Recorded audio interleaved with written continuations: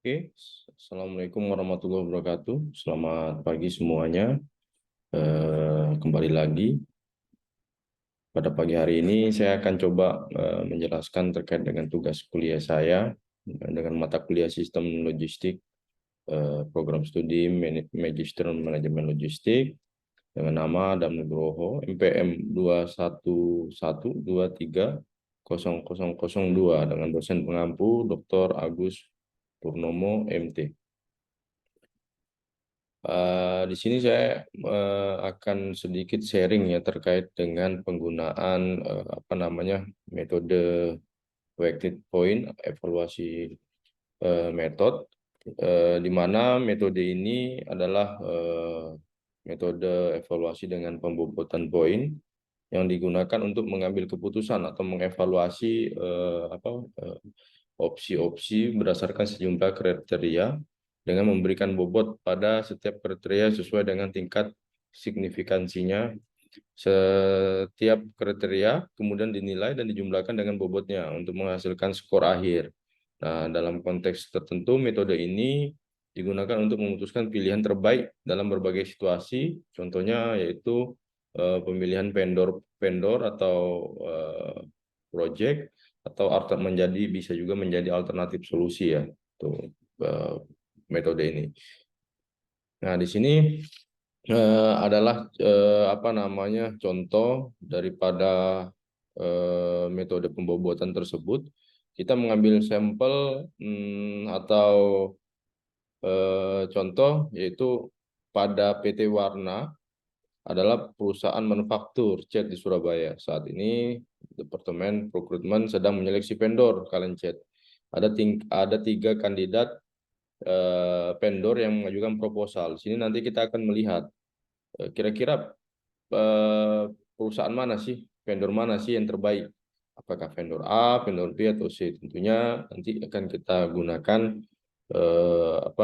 dengan metode pembobotan. Nah, kriteria dan sub kriteria yang digunakan untuk menyeleksi vendor itu nanti akan saya sampaikan di slide selanjutnya. Ini dengan skor yaitu ya pertama dari angka 5, 4, 3, 2, 1 ya. Nah, nanti gimana sih caranya kita mau menyeleksi vendor tersebut yang terbaik itu vendor mana? Ini kriterianya.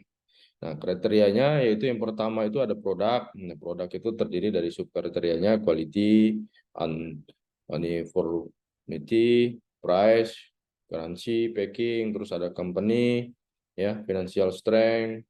Tentunya dalam sebuah vendor itu ya kita harus melihat juga lah kira-kira finansial dari perusahaan tersebut seperti apa sih cash flow-nya agar ketika kita sudah menetapkan perusahaan tersebut, ya memang perusahaan itu ya betul-betul sehat gitu ya. Terus yang ketiga service ya, service ini terdiri dari delivery on time, terus handling komplain dan lain-lain ya.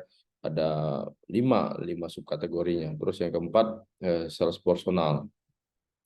Oke, di sini saya sudah mencoba mensimulasikan, ini data simulasi dari beberapa vendor ini, vendor A, B, dan C, itu saya memberikan pembobotan untuk kriteria produknya sebesar 30%. Terus untuk company-nya 30%, dan servisnya 20%, dan sales personalnya adalah 20%, sehingga didapat angka 100% untuk secara total ya. Di sini kita melihat vendor A dengan rata-rata per subkategorinya itu ada 4 di produk, sementara vendor B 5, vendor C 4. Terus company-nya ada 5, 4, 4, sehingga bisa dilihat secara total dengan average rata-rata untuk totalnya adalah 17 untuk vendor A, 18 vendor B, dan vendor C 16. Nah, sehingga bisa dilihat kesimpulannya ya. Kita dapat rata-rata untuk persentasinya ya.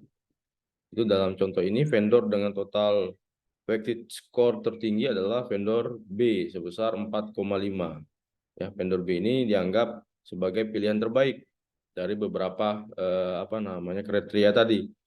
Berdasarkan penilaian yang diberikan terhadap kriteria dengan bobot yang telah ditetapkan. Sehingga metode ini mampu membuat membantu Anda dalam membuat keputusan untuk pemilihan vendor. Ya. Saya kira untuk vendor ini sih nggak terlalu sulit ya, bisa teman-teman nanti coba sendiri di coba sendiri di rumah atau di manapun itu, di perusahaannya atau apa, untuk dalam pemilihan vendor. Mudah-mudahan bisa membantu kita dalam mengambil keputusan. Oke, sekian dari saya. Mudah-mudahan sharing terkait dengan pemilihan vendor dengan metode pembobotan ini dapat membantu teman-teman semua untuk memilih vendor yang terbaik. Mohon maaf apabila ada yang salah dalam penyampaian. Billahi taufik wal hidayah. Wassalamualaikum warahmatullahi wabarakatuh. Selamat pagi, salam sejahtera buat kita semua.